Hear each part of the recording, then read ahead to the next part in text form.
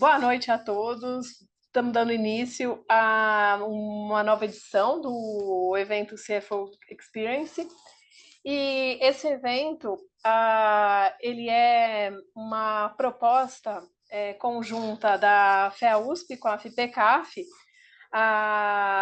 Como integrantes do projeto, a gente tem da FEA-USP o professor Anderson Braga de Aguiar e Daniel Magalhães Muti, que são tanto do mestrado quanto da graduação da FEA, e da FIPECAF tem o professor Jorge Salles e eu, Juliana Amaral.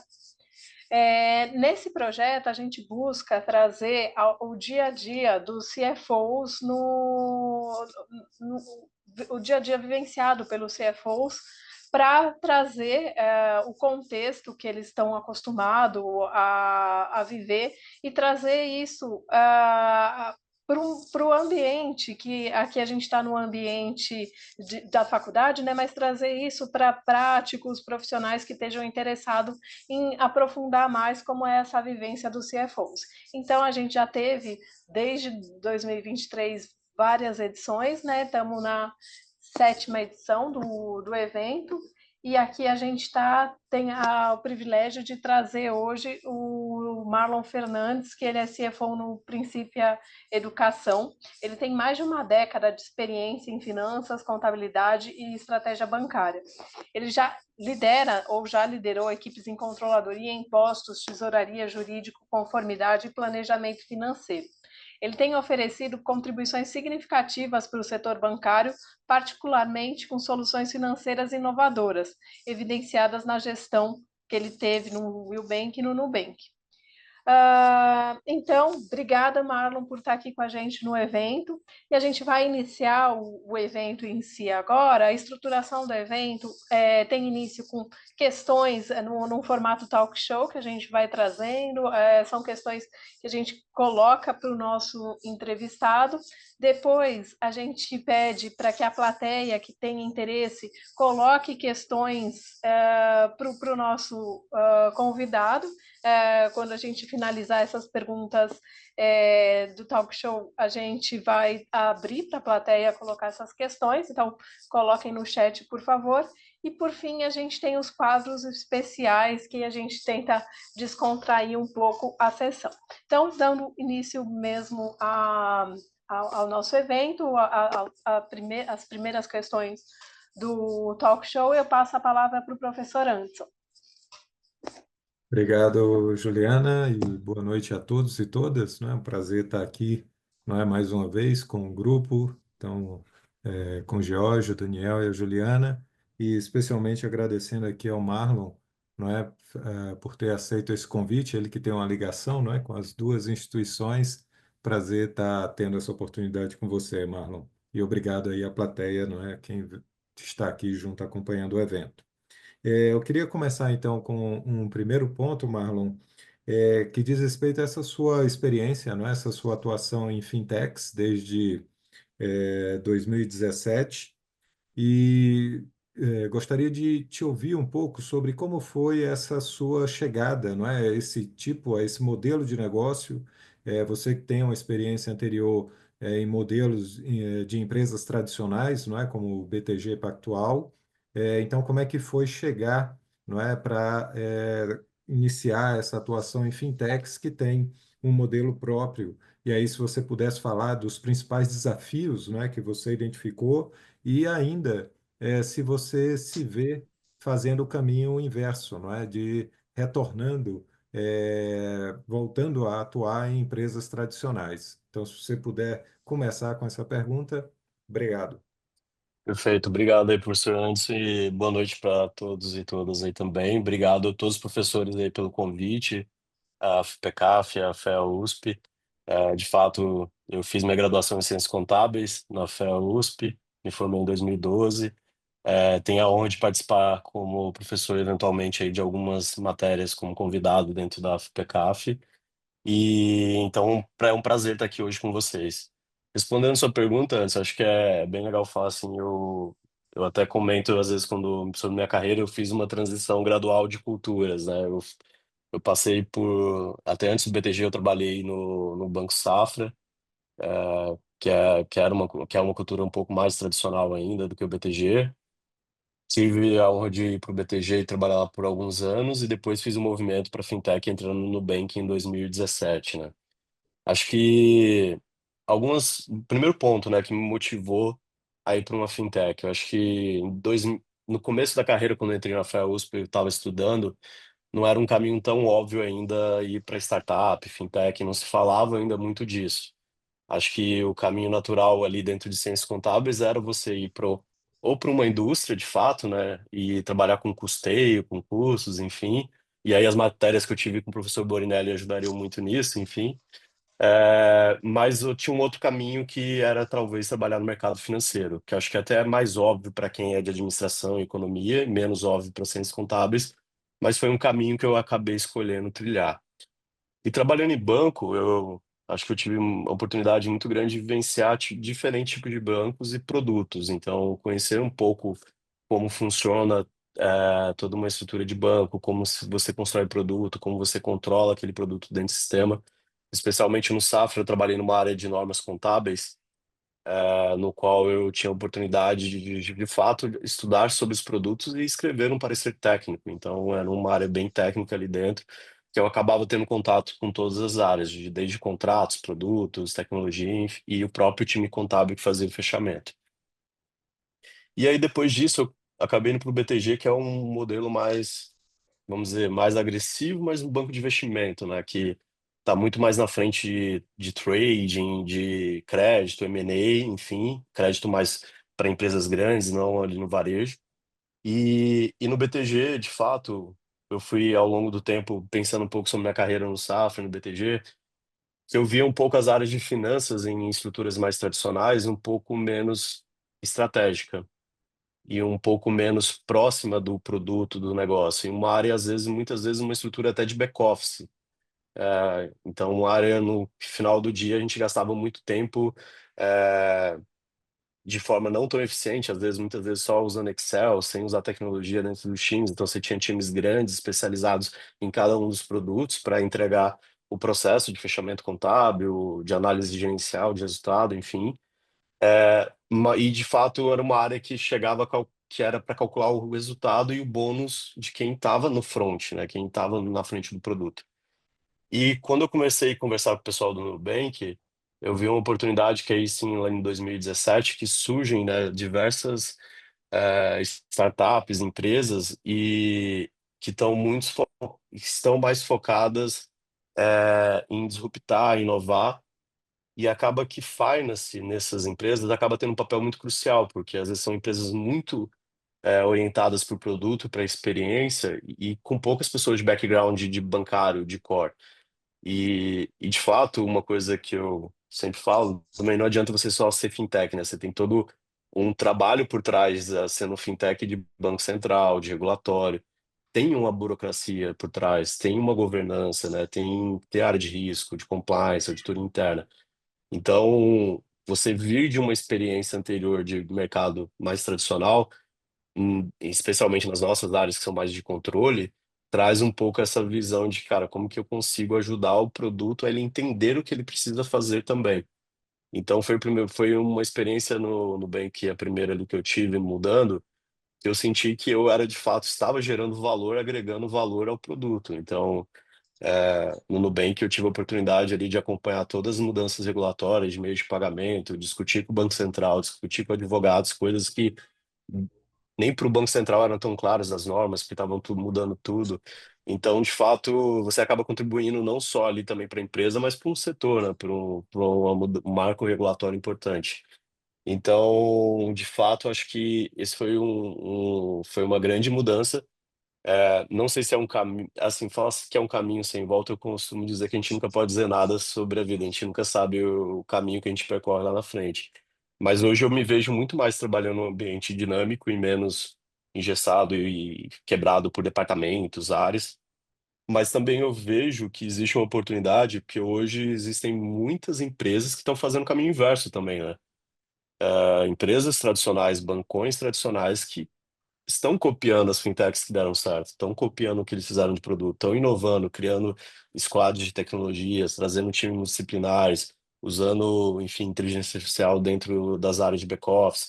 Então, existe uma tentativa aí dessas empresas também se repaginarem. Obviamente que quando você nasce com uma fintech sem todo um legado, é muito mais fácil do que uma empresa de, sei lá, milhares de funcionários, sistemas, bancos, legado de bancos que eles vão comprando ao longo do tempo. Então é sempre muito mais complexo uma mudança, principalmente tecnológica, dentro dessas empresas.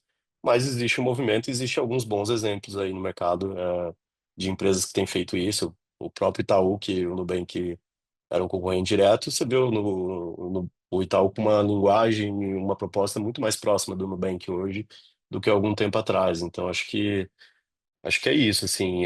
E um ponto importante, olhando para fintechs em geral, que eu percebi muito, e acho que era um movimento também do momento ali, é que a gente, dentro de finanças, a gente não é só um olhar de números e de resultado, mas a gente olha mais coisas, né? A gente tem que ter um olhar para as pessoas, é, mais aguçado, você precisa se preocupar com o work-life balance, que finance geralmente não é um bom exemplo disso. Você precisa olhar para cada vez mais conectar o propósito da empresa, do produto com as pessoas das áreas, trazer o porquê que todo mundo está ali trabalhando, fazendo aquilo. Então, acho que o propósito ele passa a ser muito importante. E um olhar muito grande para o cliente, para a experiência, às vezes até um pouco acima dos financials só ali, dos números, né? Então, como eu consigo monetizar, mas com a qualidade de atendimento, né? Então, o finance às vezes precisa ter esse olhar de que a gente não é só ali o famoso mão de tesoura que está cortando custos, mas que alguns custos que são mais para trazer mais qualidade para o produto precisam ser incorridos e eles são importantes. Então, acho que são essas grandes mudanças aí na minha visão.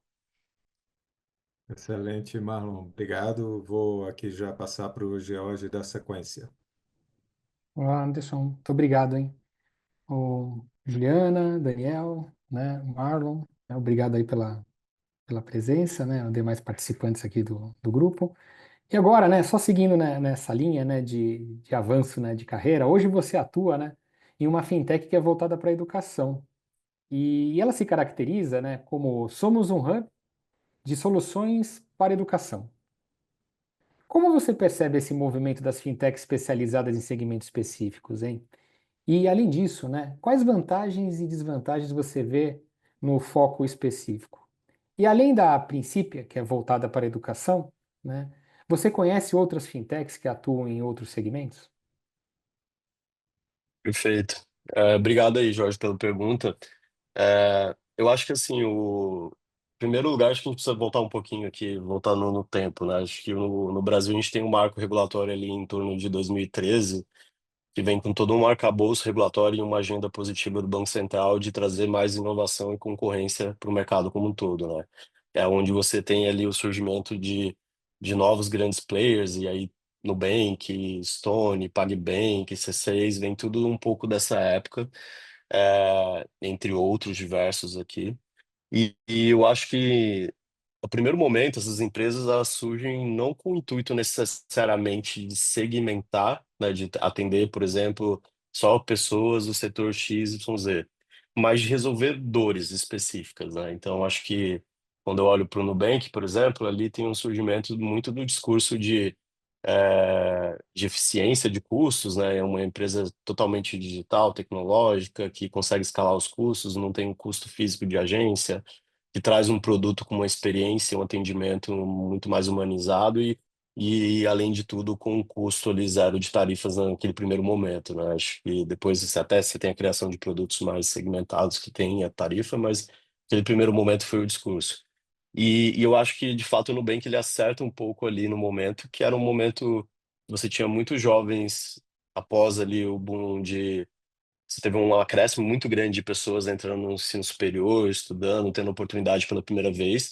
E são pessoas que chegam no mercado no momento, às vezes, já que a economia não estava tão boa naquele momento, né? Após a crise ali que a gente teve em 2008, você tem alguns reflexos ali. E, e essa garotada não queria mais ir numa agência, não queria ter a burocracia, né, de ir presencialmente num banco, e também não tinha necessariamente condições financeiras para ter um cartão de crédito em um outro banco tradicional, ou que ainda mais que não tivesse custo. Então, o Nubank ele acerta um nicho, um segmento, e aí eu acho que tem um momento ali que começa o mecanismo do produto que foi criado, né, de indicação, que era você indicava alguém e essa pessoa tinha mais chance de ser aprovada, então tem uma certa estratégia ali de member get member ali de usuários. Isso gera um burburinho, inclusive na época eu lembro quando eu trabalhava lá, a gente via que pessoas vendiam convite no mercado negro para outras pessoas. A tanta vontade que as pessoas queriam ter um cartão de crédito descolado. Mas nota que o Nubank começou de alguma forma segmentado, um público jovem, capital, São Paulo, enfim, que estava um pouco nesse momento, e aí depois ele começa a expandir para o resto do país, né? E aí você também tem o surgimento aí de adquirentes, né, como Stone, PagBank, que na minha visão também vem suprir um pouco a dor ali de falta de concorrência, de maquininhas, você estava muito concentrado em poucos players a um custo maior e talvez um atendimento não tão eficiente também, indo na mesma proposta do Nubank. Então, primeiro você surge com esse movimento de atender algumas dores específicas. E aí eu acho que um ponto importante sempre que eu gosto de falar também é lá em 2017, quando eu estava no Nubank e vi esse movimento, você tinha um momento também muito diferente de mercado de capitais, né?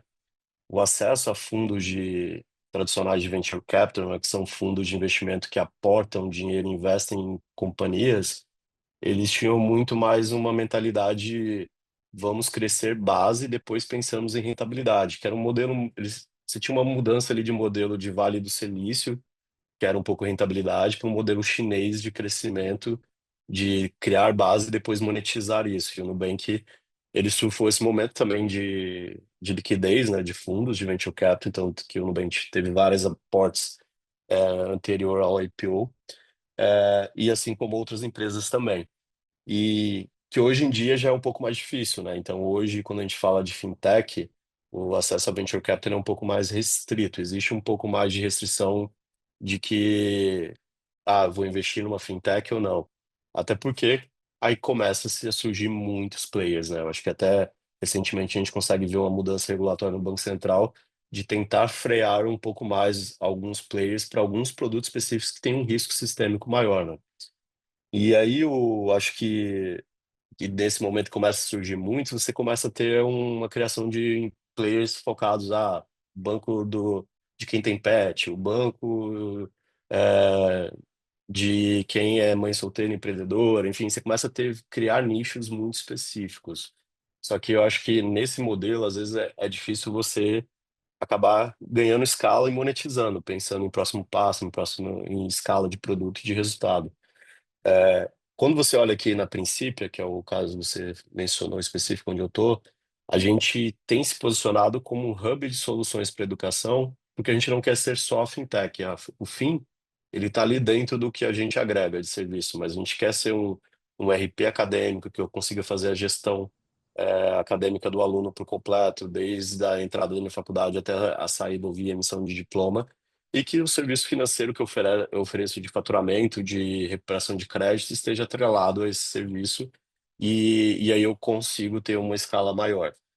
Aqui a gente acaba ofertando, trabalhando com duas linhas de produto, né? Uma linha ela é muito direcionada para B2B, que é de universidades, então eu trabalho garantindo o fluxo de caixa das universidades através basicamente uma espécie de seguro no qual eu compro os recebíveis a uma taxa de desconto e fico com toda a gestão e recuperação desse crédito. Isso eu faço mês a mês para a faculdade. E tem uma outra ponta que, de fato, eu faço financiamento de alunos via crédito educacional estudantil. E esse produto de financiamento, eu tenho um contrato com as escolas parceiras que eu faço check-out de pagamento deles e eu ofereço a opção ali de precificar o crédito no caso do aluno que não tenha limite de cartão e queira fazer o curso, enfim. Então, é uma outra solução que a gente oferece, além de serviços de pagamento adicionais ali. E aí eu acho que, enfim, hoje em dia você acaba também, e aí acho que um ponto importante também nesse movimento, que nos últimos anos também tem tido um movimento de todas as empresas terem o seu banco, né? A primeira coisa que a empresa pensa é lá, eu circulo tantos milhões pelo meu balanço de vendas de valores, de financiamentos, etc. eu emito tanto de boletos, de Pix, por que que eu não posso fazer isso, né? E aí você tem até um surgimento também de um outro movimento, que é a criação de empresas de Bank as a Service, né? Que acabam oferecendo todo o serviço de bancário ali de core como um serviço. Então você tem a Bankly, a Doc, Swap, enfim, entre outros. É, e, enfim, isso também acaba aumentando essa escala de bancarização. Mas é engraçado que a gente vê que isso não necessariamente tem reduzido, né, de alguma forma muito drástica também o papel dos grandes bancos, né, ainda na economia, né? Então, você criou uma pulverização e uma competição maior, mais na linha de meios de pagamento ali, do básico do dia a dia, mas os bancos ainda detêm muitos produtos mais sofisticados, enfim, algumas outras coisas. E, e aqui, olhando assim, até para esse ponto de vista que eu falei de mercado de capitais de venture capital, hoje em dia você só ser fintech não necessariamente atrai investidores, atrai capital. Você precisa agregar além mais disso, ser uma espécie de SaaS, né, de oferecer um serviço ali, e também se reinventar, né? Então acho que a gente vai até provavelmente dar tempo de falar ainda de outras coisas de inteligência artificial, mas a inteligência artificial também é um ponto que tem entrado muito nas discussões das empresas, né? Quando a gente vai vender a empresa para o investidor, como que você está usando a inteligência artificial dentro do seu produto, como você consegue escalar o produto através de inteligência artificial. Então, essa também é uma outra pauta muito importante, até para as fintechs em gerais aí pensarem. né? Então, é justamente isso, né? Uma solução que vocês estão colocando para o pessoal da educação, né? Então, achei bem amplo aí, bem interessante. Muito obrigado, hein? Agora eu gostaria de passar a palavra aí para o professor Daniel. Então, boa noite a todos. Marlon, é um prazer, né, falar com você. Então, voltando um pouco aí né, a sua carreira, né, você comentou aí sobre diferentes empresas, né, do ramo bancário, né, tradicionais e fintechs. Agora, olhando um pouco da trajetória, né, ascendente, né, ou seja, você ocupou vários cargos dentro da função financeira, né, cargos relevantes, né, de controle, e agora você está na posição de CFO, né? A minha pergunta é assim, o que muda, né, em relação às competências para desempenhar essa função com qualidade, essa função de forma efetiva? E aí, se você quiser abordar conhecimentos técnicos ou mais a lógica, né, de soft skills, então, ou seja, o que muda, né, né, em termos de competências para desempenhar essa função que você está hoje aí na Princípio Educação. Perfeito, Daniel. Obrigado aí pela pergunta. Prazer aí falar com você também. É, eu acho que, assim, em primeiro lugar, eu costumo dizer que eu fui no caminho não tão óbvio, que às vezes o contador não é tão óbvio ele virar CFO, né? Geralmente o caminho, eu cheguei a percorrer esse caminho também de chegar a ser controller, mas geralmente você fica muito mais nessa posição, né? De contabilidade, fiscal, orçamento, enfim. Mas eu sempre tive uma curiosidade, uma vontade de trabalhar muito mais perto do negócio, da estratégia, do produto. Eu adoro produto, eu adoro discutir é, estratégia de produto, de estar perto da concepção, enfim, da parte tecnológica também. Desde o Nubank eu tive muita oportunidade de trabalhar com times tech, com times multidisciplinares, que me abriu muito a cabeça porque a gente pode fazer em finance diferente. E eu acho que foi esse gatilho especial aí de trabalhar em times multidisciplinares, trazer tecnologia para finance que talvez me proporcionaram fazer essa mudança de chave para a posição que eu estou atualmente.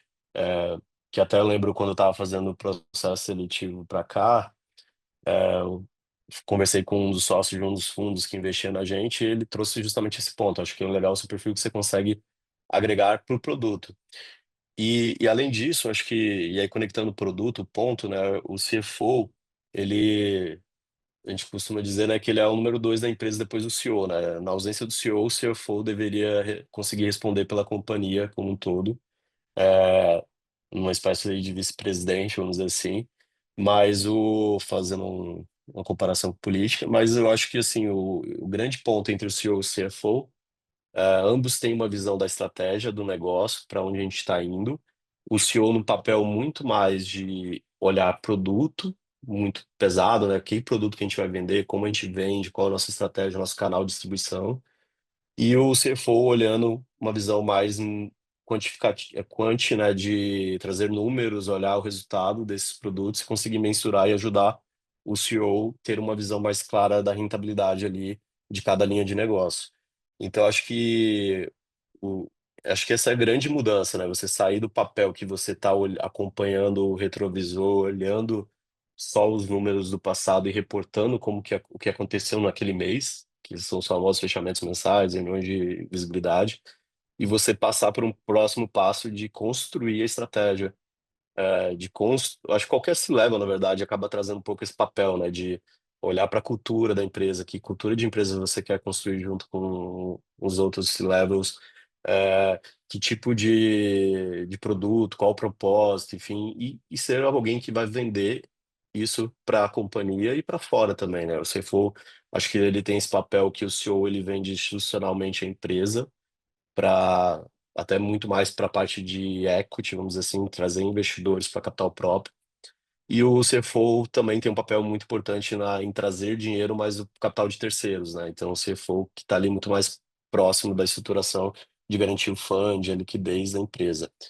É, acho que saindo de controle para CFO também é um outro ponto que é crucial, né? Que você começa a pesar mais a parte de planning, de projeções, enfim. Então, você precisa estar muito mais perto da modelagem, junto com o time de FP&A, por exemplo. É, e você precisa também ter um olhar muito grande para a liquidez, né? O caixa, acho que, especialmente para quem trabalha em startup, em empresas que estão começando, caixa é essencial, né? Sem caixa você não consegue crescer. O caixa, na verdade, eu brinco às vezes, o time, né? O caixa não mente, né? O contábil, às vezes, ele pode até mentir, porque tem uma provisão, alguma coisa ali no meio. Mas sem caixa você não cresce, não sobrevive. Então, a tesouraria, ela é uma parte muito essencial, muito core de um papel de um CFO, de acompanhar o caixa na risca, entender quando o caixa vai acabar, o que que você precisa fazer para evitar que esse caixa acabe, e sempre trazer linhas de crédito, seja via capital de terceiro ou próprio, tá ali muito próximo, inclusive, do CEO nesse papel. É, acho que uma outra grande mudança do CFO que é você às vezes acaba englobando alguns outros times que não são o seu core, né, de finanças. Então, por exemplo, hoje como CFO eu fico responsável também por jurídico, compliance, que não são áreas, obviamente, que eu me aprofundei e estudei. Então, acho que essa é uma outra grande mudança também no mindset, você conseguir gerenciar pessoas simplesmente gerenciando e não do assunto técnico, né? Então, como que você consegue balancear isso, você não tendo alguém que na verdade até o modelo que eu gosto de trabalhar, que eu acho que a gente tem que trabalhar com pessoas embaixo que saibam mais que você de cada assunto. Então, mas às vezes a gente como técnico, vem de áreas técnicas, a gente às vezes tem um pouco apegado a essa ideia de que você precisa saber tudo e ter o controle ali de todos os conhecimentos abaixo de você, que é impossível. Então, isso é uma coisa que precisa ser desapegado quando você chega na posição de CFO. E eu acho que tem um papel óbvio aqui de protagonismo dentro da empresa e relações com as outras áreas, né? Porque a gente, como CFO, é muito fácil a gente ser o chato da empresa, né? É a gente que está falando que alguém está gastando mais, é a gente que está falando que alguém não está crescendo o produto. Então, e meio que dedo duro, né? A gente fala tudo para o CEO, né? Que quem não está entregando resultado, quem não está controlando seus custos. Então, ter esse jogo de cintura de relacionamento interpessoal com as pessoas, conseguir fazer com que as pessoas entendam a importância e por que que você está fazendo aquilo, de fato é essencial, né? Então, acho que conforme você vai subir na carreira esse ponto interpessoal de relacionamento, enfim, dentro da empresa passa a ser muito importante. Eu diria que às vezes até muito mais do que o técnico, porque o técnico você teria pessoas abaixo ali tocando. Então acho que aqui é isso, né? E a pressão, né? Quando você chega a ser for, a pressão obviamente ela é muito maior, né? Você é o guardião da empresa. Se algo dá errado na empresa, é o seu nome como CFO daquela empresa, né? Puta, o cara era o CFO daquela empresa. Então, de fato, existe essa pressão, mas também tem o lado divertido de poder estar ali na mesa, ajudando a construir as coisas e desenvolvendo as pessoas também do time. Enfim, acho que tem todo esse lado legal aí. Excelente, obrigado. Juliana? É, Obrigada, Marlon. Só antes de trazer a próxima questão, lembrando para quem entrou depois, que tiver interesse, pode colocar no chat questões que queira direcionar ao nosso convidado, né? Que ao fim das questões tradicionais a gente abre para a plateia. Então, quem já tiver interesse pode já ir digitando no chat as questões interessadas. E aí, Marlon, fazendo linha com o que você respondeu agora para o Daniel, né, das habilidades, né, você colocou essa questão do relacionamento interpessoal, e além do relacionamento interpessoal, o que a gente observa pelas reportagens atuais é que o futuro das fintechs vai ser pautado principalmente pelo avanço acelerado da inteligência artificial, pelo desenvolvimento de blockchain e por uma maior agregação de dados ESG, né, ambiental, social e governança. E aí, a gente queria colocar para você, nas três fintechs que você atuou, se você já percebeu, tem percebido esses três elementos, né? A inteligência artificial, blockchain e dados ESG. E se sim, qual deles você acha que tem uma implantação, seja em fintechs ou no geral, assim? Qual é a sua percepção em relação ao tema? Perfeito. Acho que assim, começando pelo assunto mais quente, né, que todo mundo fala agora, que não tem como fugir, é AI, né, inteligência artificial ali. É, e, por coincidência, eu acho que esse dias eu estava conversando com uma pessoa do mercado, eu acho que nos últimos 2 meses, umas 5 pessoas me procuraram para entender as dores de um CFO, porque eles querem construir uma startup, um produto que supra as dores de CFO através de inteligência artificial. Enfim, é algo que está muito quente nos Estados Unidos agora e que no Brasil também está chegando e que tem muitos fundos de investimento olhando oportunidades nesse setor. Então, acho que assim, é, eu acho que quando você trabalha com venture capital, eu acho que é meio claro que como eles lidam com empresas de estágio muito early stage, né, empresas estão começando startups, acho que eles mesmos sentem, às vezes, a deficiência dessas empresas em conseguir suprir de forma tempestiva ali, confiável, os números, enfim, financeiros. Porque no início é aquilo, né? Você não tem muito orçamento, você precisa crescer e escalar o produto e acaba tomando mais riscos no começo, e isso atrapalha um pouco o processo de conciliação e trabalhar em finance num ambiente desse é desafiador e complexo, né? Então, acho que o AI, assim, de fato, existe um boom muito grande. Ele tem, acho que eu percebo que ele começou sendo mais utilizado primeiro numa parte mais de CX, né, de experiência do cliente ali. Atendimento, você tem hoje muito uso de agentes, né, de inteligência artificial para cobrança, para atendimento, que é um caminho que a gente aqui já percorre. A gente tem um time dedicado de AI para a frente de operações. Um caminho natural, acho que não tem como fugir, é evoluir isso para finanças e para as outras áreas também, né, da empresa mais de operações. Acho que, de fato, é um caminho meio sem volta.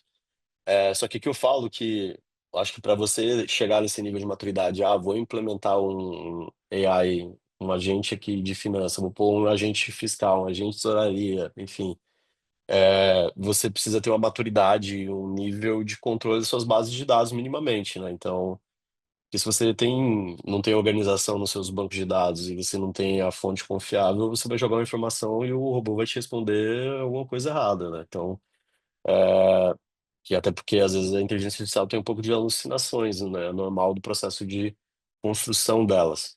E então, por exemplo, aqui a gente ainda está num processo mais inicial de entender como que eu consigo, na rotina, no dia a dia, começar a usar inteligência artificial para otimizar alguns processos do dia a dia.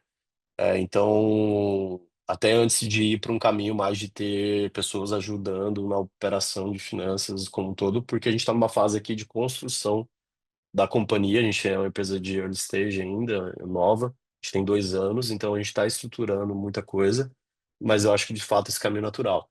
E aí eu acho que até importante, é engraçado falar que foi semana retrasada, eu fui num evento da Google, também Google Cloud, que falava um pouco sobre Gemini, que é a inteligência artificial deles, né? E como ele está acoplado, por exemplo, ao Workspace, né, que quando empresas que usam o Google como ferramenta de trabalho, né, o Google Docs, Google Sheets, e o Gmail, enfim, integrado.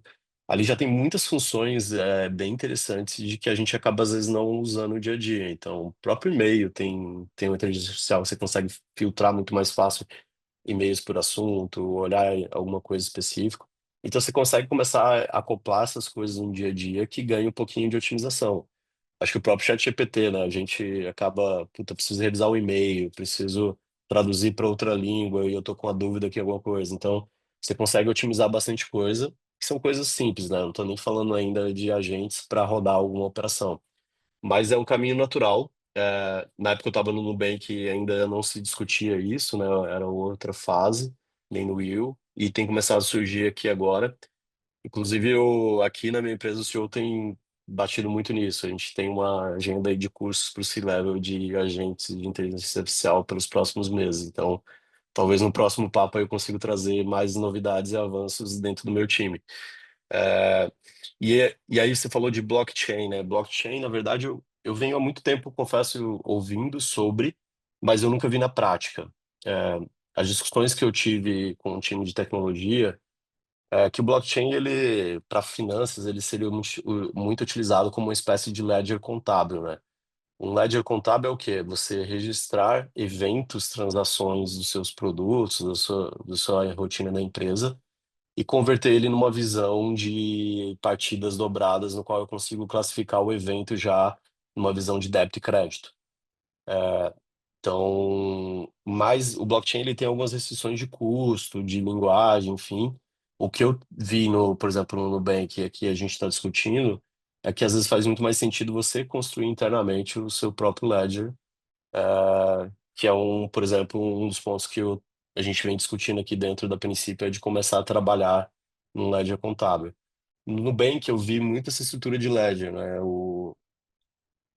Lá vocês tinham um modelo que geralmente o produto ele já nascia a área de produto, né? O squad que eles chamavam, que é o time composto por PM, Dev, Design, enfim, pessoas trabalhando multidisciplinares ali no mesmo time para entregar o produto. Eles pensavam no ledger de forma apartada, então era muito descentralizado. Cada área tinha o seu ledger contábil.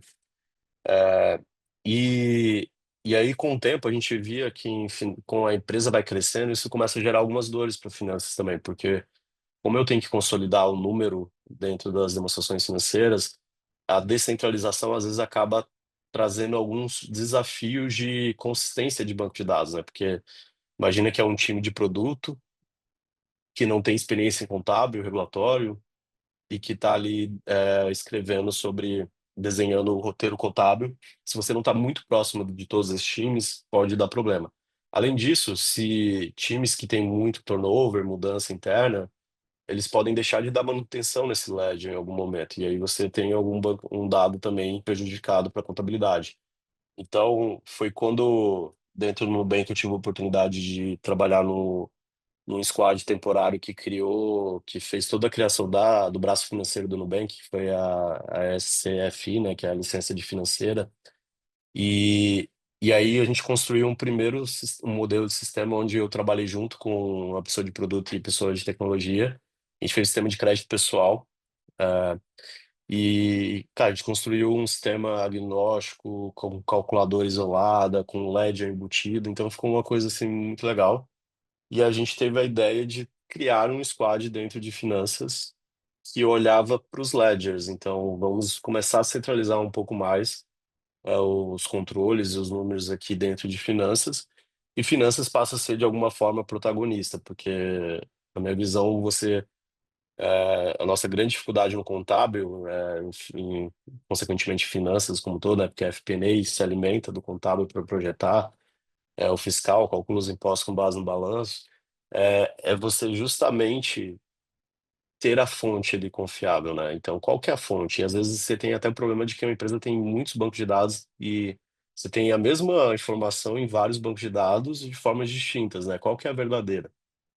E aí, quando você começa a trazer esse conhecimento para dentro de finance, você vira o protagonista do dado financeiro. Então, eu até falo que o modelo meio, para mim, perfeito seria quando a gente conseguisse que o número contábil seja o número do extrato do cliente que ele está vendo lá no banco.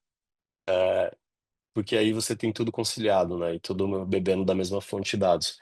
Então, acho que o específico uso de tecnologia, trazer um pouco mais de engenharia de dados, data analytics para dentro de finanças tem um potencial muito de escalar as coisas.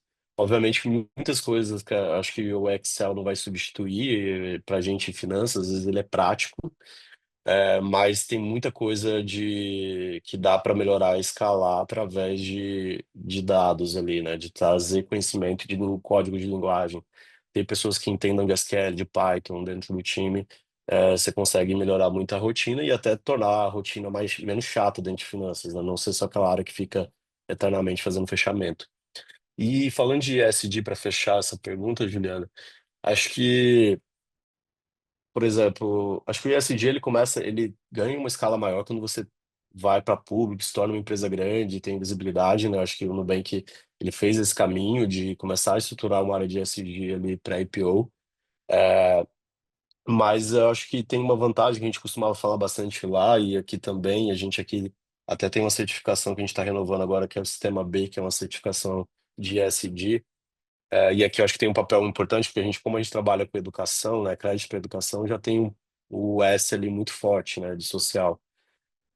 Olhando para o Nubank, a gente sempre falava muito cara, quando você nasce tech, você tem pouco, você não tem muita produção de coisas, né, você não usa matéria-prima. O Nubank até a gente brincava, falava, o quanto que a gente economiza de papel não mandando a fatura em papel como era antigamente, né?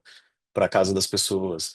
Enfim, por si só, isso você não tem estruturas físicas de agência, com um monte de papel, contrato para assinar, tudo é assinado digitalmente, já tem um ganho ali, obviamente, de vantagens ali para ISD. Mas eu acho que assim, o ISD ele é um assunto um pouco, às vezes, um pouco caro para ser implementado, e aí isso geralmente são empresas que estão no nível de maturidade um pouco maior. Na frase de startup mais early stage, você precisa provar seu produto, testar seu produto, ver se ele tem market fit, né? Então, se tem adesão ali do mercado. E uma vez que o produto testado e validado, e aí sim você ganha escala, começa a ter receita, aí sim faz sentido você ir para um caminho de ser mais proativo na pauta. Obrigada, Marlon.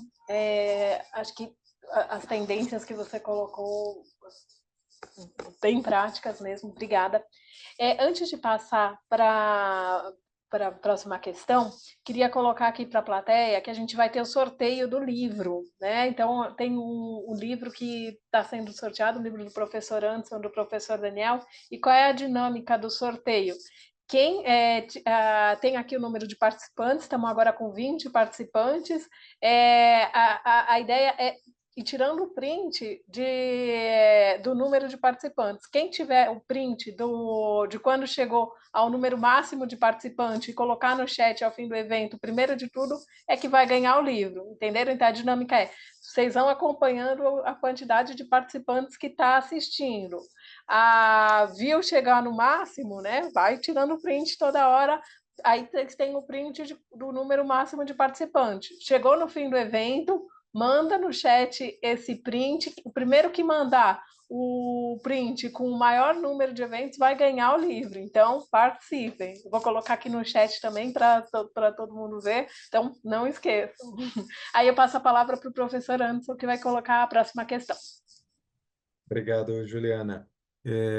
Bom, Marlon, vou retomar aqui a ideia da fintech, não é? Da atuação da fintech e benefícios que ela traz, não é? Para esse ambiente em que ela atua. E um desses benefícios é essa questão da acessibilidade, não é? Então, de um lado, a gente tem esse potencial benefício, né, que as fintechs podem trazer em relação à acessibilidade financeira. E, de outro lado, a gente tem um número que chama a atenção, não é, de cerca de 34 milhões de brasileiros que não têm ainda acesso a esses serviços financeiros básicos. Então, diante dessa situação, não é, desse contexto, como que isso pode ser superado, não é? De que maneira ou que estratégias você considera que possam ser válidas, não é, para ampliar essa acessibilidade e como que a área financeira, em particular, pode ajudar nesse processo? Perfeito, antes. Obrigado pela pergunta. Acho que é um tópico que até me conecta muito, porque minha tese de mestrado foi sobre inclusão financeira. Na verdade, eu fiz uma análise da época do auxílio emergencial durante a pandemia, que você teve aquela fase que você poderia receber em bancos digitais, enfim, não precisava ir na agência, né? O como isso, de alguma forma, mexeu no comportamento dos clientes, pelo menos da fintech que eu trabalhava na época. Então, eu acho que assim, o acesso financeiro, ele passa, obviamente, ele tem um papel de meio que te inserir, né, dentro de um mecanismo de crédito. Hoje, não sei, para quem não está familiarizado com banco, sistema financeiro, você tem o SCR, né, que é o sistema de risco ali de crédito do Banco Central, no qual todos os bancos mandam informações sobre suas carteiras de crédito a nível de CPF, e você, como banco, quando você tem aceite do cliente, você pode retirar também essa base de histórica do seu cliente para usar ela na sua modelagem de crédito. Então, note que quem nunca tomou crédito, ou nunca usou um cartão de crédito, ou não tem um produto ali no banco, ele não vai para essa base. Então, ele fica cego ali para muitos no ponto de vista de precificação de crédito, e por isso que você tem muitas vezes muita recusa ali de concessão de cartão, de crédito para essas pessoas que realmente são as que mais precisariam ali de acesso. E o ter acesso, ele passa pelo uso contínuo, né? Acho que as fintechs, esse é um ponto que eu pesquisei e eu fui mais a fundo, ela tem um papel de disruptar, de trazer mais gente, de incluir mais gente, mas também ela tem alguns limites, né? Então, quando a gente fala de uma fintech, geralmente você precisa de quê? De um smartphone para acessar. Nem todo mundo tem acesso à internet ou um telefone, ou são letradas para usar um celular ou usar um banco. Tem gente que não sabe ler e escrever ainda no Brasil, é uma realidade ainda. Então, mas o que você vê em contrapartida é que às vezes você acaba fazendo uma mudança na próxima geração, e essa pessoa de alguma forma influencia a vida dessa pessoa que não tem acesso, né? Então, digamos que um filho de uma pessoa que não tem acesso, mas conseguiu estudar, tem um cartão de crédito, esse cartão de crédito ele muitas vezes é compartilhado pela família inteira. Então, ele começa a trazer o acesso do crédito para dentro das famílias. Então, às vezes a gente olha para o número de pessoas que não utilizam, às vezes eles não estão utilizando porque alguém na família compartilha esse limite, esse cartão de crédito, né? E, enfim, e tem outras diversas formas aí de você ter um compartilhamento de crédito dentro de uma família. E aí um outro ponto importante, quando a gente vai estudar sobre inclusão financeira, obviamente que você também tem uma segmentação muito socioeconômica, né? Então, tanto que hoje, quando você olha para essa camada que não é abastecida pelo sistema financeiro, que não consome o produto, muitas vezes você vai ver que são mulheres, mães solteiras, negras de regiões periféricas, né? Então, como que você, com empresa e produto, consegue pensar em alguma solução para isso? Aí talvez volte aqui um pouco da pergunta lá das fintechs segmentadas, né? Você começa a ter surgimento de fintechs que tentam atender um público específico. No caso do Will Bank, por exemplo, que eu trabalhei, eles tinham um foco muito grande em classe C, D e E, especialmente do Nordeste. E ele chegava num público em cidades do interior, e o motor de crédito dele já foi aperfeiçoado ao longo do tempo para isso, para conceder crédito para as pessoas. E tanto que quando você olhava o tipo overlap de base com outros players como o Nubank, ele não era tão alto nessas regiões. Então, de fato, ele conseguia penetrar num público específico que não tinha tanto acesso a crédito como talvez o Nubank. Isso falando de um tempo atrás, eu não trabalho mais lá, não tenho os números, enfim, mas trazendo um ponto de produto. É, e eu acho que, enfim, com isso, não existe naturalmente um caminho certo, mas acho que o Pix ele traz um pouco também isso de inovação, de trazer as pessoas. Hoje em dia, todo lugar aceita Pix, enfim, isso acaba agregando mais pessoas. Então, acho que cada vez mais a gente vai pensando em soluções inovadoras, vai trazendo inovação e facilidade, praticidade para o uso do produto financeiro, acaba ajudando nesse quesito. E finanças, eu acho que assim, finanças, eu acho que tem dois papéis, né? A gente pode pensar no papel mais educativo, de como eu consigo pautar agendas de discussão de educação financeira para as pessoas. Eu, quando trabalhava no cartão de crédito, eu sempre falava isso. Eu acho que a gente tinha muito pessoas antigas, eu tenho parentes, assim, até hoje, morrem de medo de cartão de crédito, não usam cartão de crédito por nada, porque acham que vai se endividar. Então, muita gente tem essa visão ainda. Só que o cartão de crédito ele pode ser um mecanismo muito importante inclusive, de gestão do seu fluxo de caixa, né? Se você bem utilizado dentro dos seus limites ali que você tem, obviamente, para poder tomar de crédito. Então, como eu desmitifico que tomar um crédito não necessariamente é tão ruim? Às vezes você quer crescer uma empresa, você precisa se endividar. As grandes empresas fazem isso, elas se endividam para crescer. Obviamente que é sempre com uma consciência. E aí eu acho que também tem um ponto de avanço sociocultural, de educação no país como um todo, né? A gente tem algumas deficiências crônicas de educação que acabam atrapalhando um pouco esse processo de educação financeira. E acho que é um caminho longo aí a ser percorrido, mas é um caminho interessante. Eu acho que aqui, por exemplo, no Princípio Educação, tem um papel ali muito ligado, de fato, cara, como eu consigo transformar vidas e trazer pessoas, melhorar a vida não só de uma pessoa, mas da família junto, né? E trazer pessoas para o consumo, para o crédito, enfim, e isso girar a economia. Eu acho que é um caminho que a gente tem evoluído aos poucos, tem seus desafios ainda, mas eu acho que perto aí dos últimos anos a gente tem avançado no Brasil e diga-se de passagem que a gente também tem, eu acho que vale trazer aqui, a gente tem um Banco Central muito bom, muito pró-business, pró-competição. Acho que é um dos melhores os bancos centrais do mundo, mais ativos nessas pautas. Vídeo o Pix, que foi uma inovação grande que hoje está sendo exportado para outros países, né? Muito bem, Marlon, muito obrigado.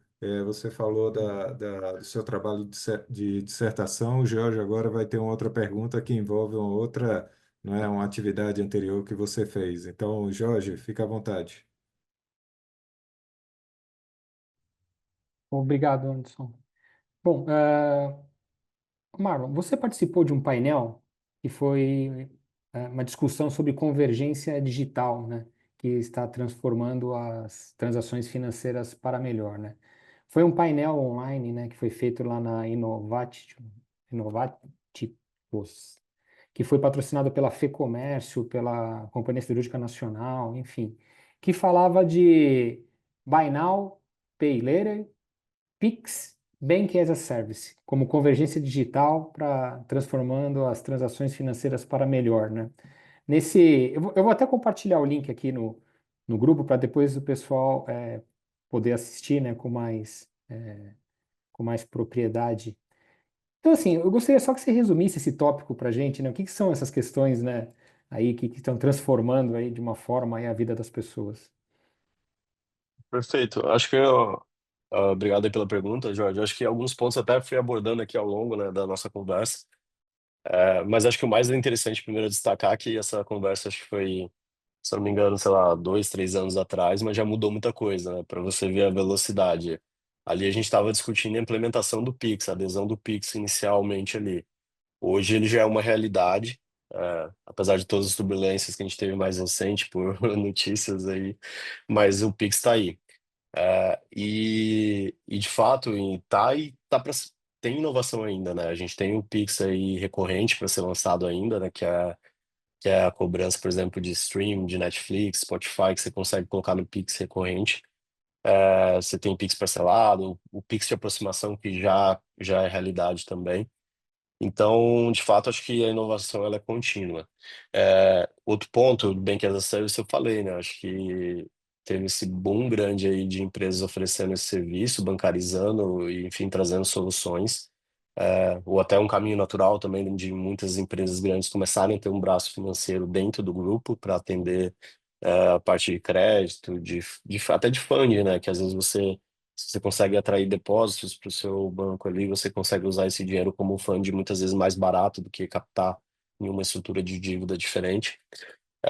Então, acho que, por si só, acho que o mercado financeiro, os meios de pagamentos estão evoluindo constantemente. Acho que é difícil dizer aonde a gente vai chegar, qual é o caminho, porque tem sido muito rápido isso.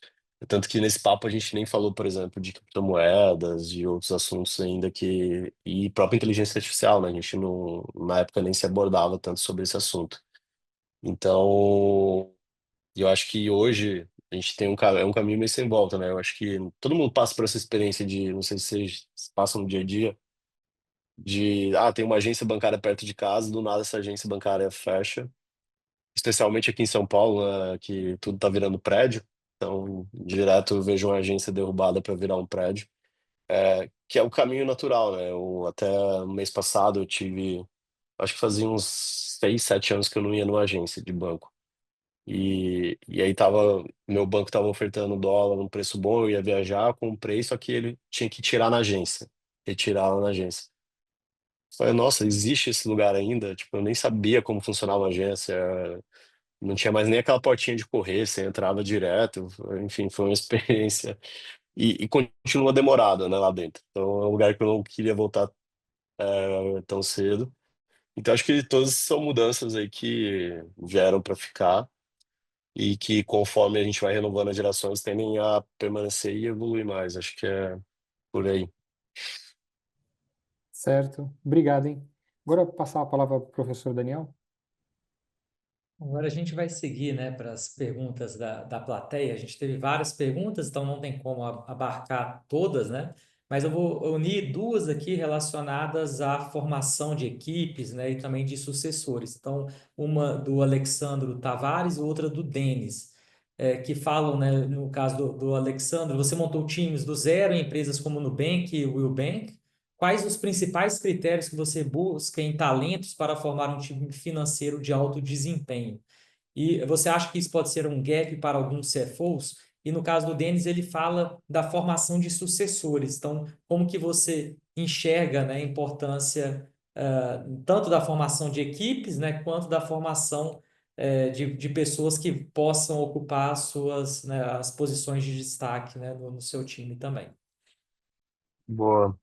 Eu acho que nos dois últimos exemplos, duas casas que eu passei no Bank Will, eu tive bons exemplos de sucessores também. Eu deixei duas pessoas muito boas tocando, que estão até hoje nas respectivas empresas. Cara, eu acho que um ponto que às vezes pode ser um gap para um CFO, se você é um CFO muito técnico, muito, cara, eu quero só falar de FP&A, de números e tá mergulhado ali nas planilhas, entendendo o número, e você não gastar metade do seu dia com pessoas, fica difícil formar um time bom, assim, eu acho que você precisa ter um tempo muito valioso ali para com qualidade com as pessoas. Acho que começa primeiro no processo seletivo. Não adianta. Acho que tem um ponto aqui, querer contratar rápido para fechar a vaga, por mais que esteja difícil, às vezes é melhor você ter mais tempo ali, achar a pessoa certa. É, e além disso, um ponto que eu sempre usei desde lá do Nubank, quando a gente fazia uns processos seletivos, eu sempre gostei de usar muito algum case na contratação.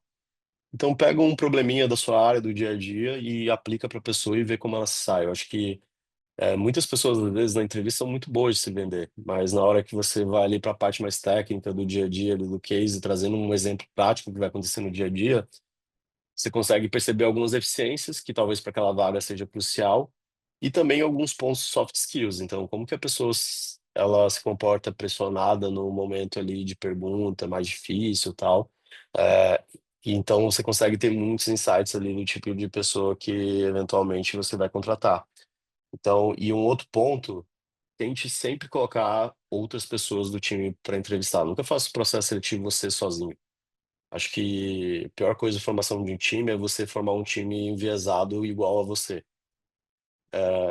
Se você tem um time todo igual a você, não vai dar certo. Porque vai todo mundo convergir sempre para o mesmo lugar, não vai ter discordância, não vai ter discussão, não vai ter pontos de vista, de vivência, experiências diferentes. Então, acho que isso é um outro ponto importante. E, e eu acho que assim, e até do ponto de vista de diversidade também na entrevista, sempre, cara, eu sempre costumo chamar uma mulher do meu time para entrevistar junto, para ter uma visão também não só minha. Isso acaba ajudando muito. E na hora de formar o time, em finanças, hoje tanto no Nubank, no Nubank e aqui, eu sempre briguei. Eu falei, cara, quero gente de dados e tech dentro de finanças. Eu acho que isso é muito importante porque ele traz primeiro uma escalabilidade maior, né? Porque a gente, como finanças, precisa dar o exemplo no orçamento. Eu não quero crescer o time de finanças infinitamente, que é um custo alto. Eu quero trazer escala e eficiência para não crescer tanto, né? A gente sempre brinca que é melhor dividir o bolo com menos pessoas do que com muita gente, até do ponto de vista financeiro, ele acaba tendo esse retorno. E então, nunca. Então, traga as pessoas também que eu acho que é um ponto importante é trazer pessoas que estejam muito conectadas com o propósito e da empresa, o produto, e queiram fazer de fato aquilo acontecer. Acho que essa vontade de estar ali, de fazer parte, pertencer, de construir algo, acho que o motivo é muito bom, benéfico para o time como um todo. E acho que, resumidamente, assim, para um pouco isso, assim, para a construção de times. E eu acho que e o dia a dia, uma vez as pessoas, obviamente, dentro da empresa, acho que você, como líder, precisa ter horário na sua agenda para fazer reuniões individuais com cada um dos seus liderados, precisa criar alguma dinâmica, mesmo que seja mensal, com o time todo, porque as pessoas sentem falta às vezes, dessa figura do CFO, às vezes ela é uma figura do pai ausente, né? O cara que está sempre discutindo com o investidor, que está fora da empresa, que está em outras pautas e não está ali no dia a dia suportando o time, comprando as brigas do time, próximo do time. Então, criar algum mecanismo, uma cerimônia com o time mensal, no qual você consiga transmitir um pouco a estratégia, a sua visão e da empresa como um todo, acho que faz toda a diferença, porque o time financeiro acaba tendo acesso a muita informação. Não adianta, não é um time que você. Acho que a restrição de informação, transparência e compartilhamento ali com o time, ela é até ruim, porque as pessoas às vezes veem informação e enxergam e interpretam de um jeito. É igual você ler uma mensagem no WhatsApp sem saber a entonação. Então, você guiando as pessoas, mostrando o que que aquele número significa, o que aquela posição de caixa significa, qual a estratégia para aumentar o caixa, a empresa não vai quebrar. E geralmente fofocas, burburinhos dentro da empresa acabam saindo do financeiro. Ah, o caixa tá baixo, o resultado não veio tanto, e isso começa a ter um efeito negativo dentro da companhia, então o CFO também precisa cuidar disso. Muito bom. A gente tem outras perguntas, né, que focam no negócio, né, na mitigação de riscos, e a questão do uso da tecnologia e inovação, mas em razão do tempo, a gente vai seguir aí para o quadro especial, né, para a gente finalizar aqui a sessão. Então, eu passo a palavra para o Anderson. Obrigado, Daniel. Vou deixar a Juliana seguir com esse quadro. Tudo bem, Juliana? Aham. Nesse momento, né, é um momento para finalizar o evento, então a gente busca trazer algo de descontração. Então a gente já teve em várias edições um aspecto diferenciado. Então, em uma edição, qual comida melhor representa a vida de CFO, qual música, qual filme, enfim. E na de hoje, o que, que a gente traz aqui? A gente traz que o carnaval já passou, né? Mas a gente não teve evento em março, que esse ano o carnaval foi em março, mas estamos aqui em abril, estamos quase na Páscoa, mas não esquecemos do carnaval. E aí a gente queria ver, na sua opinião, Marlon, se um CFO tivesse que ir a um baile de carnaval, qual seria a melhor fantasia para ele vestir? Bom, o CFO não é muito criativo, né? Ele é mais pragmático. Então, minha cabeça veio o tio Patinhas. É a pessoa que cuida do cofre, que quer acumular cada vez mais dinheiro ali e enche o saco das pessoas. Legal, e aqui a gente coloca, né, a fantasia do CFO, como ele estaria no carnaval.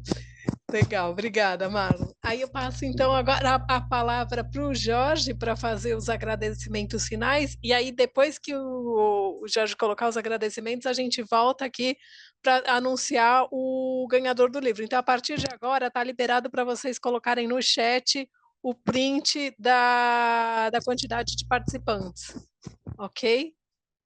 Ok. Bom, gostaria de agradecer aí ao Marlon Fernandes, né, por ter compartilhado o seu tempo aí, sua experiência aqui conosco, né, sua trajetória, né, dentro do mundo corporativo, né, nesse mundo de finanças.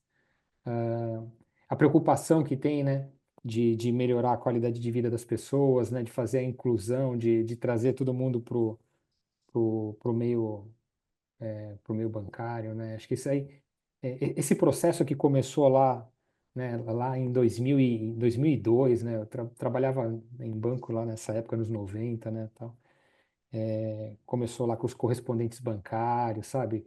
Aquele negócio, aquele processo todo, né, que foi feito, né, para bancarizar o país, né, e poder integrar as pessoas, né, para todo mundo participar.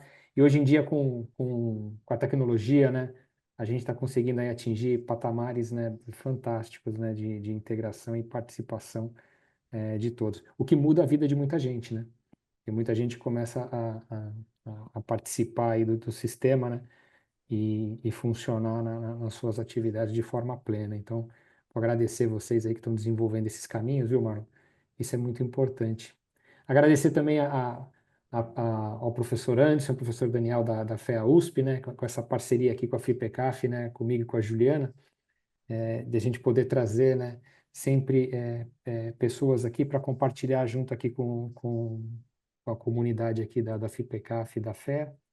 E falar da próxima data, né? A gente tem uma data prevista aí para um próximo evento, lá para o dia 10/6. Então, já deixar para o pessoal aí previamente agendado aí essa data para a gente poder fazer mais um talk show desse aqui, né?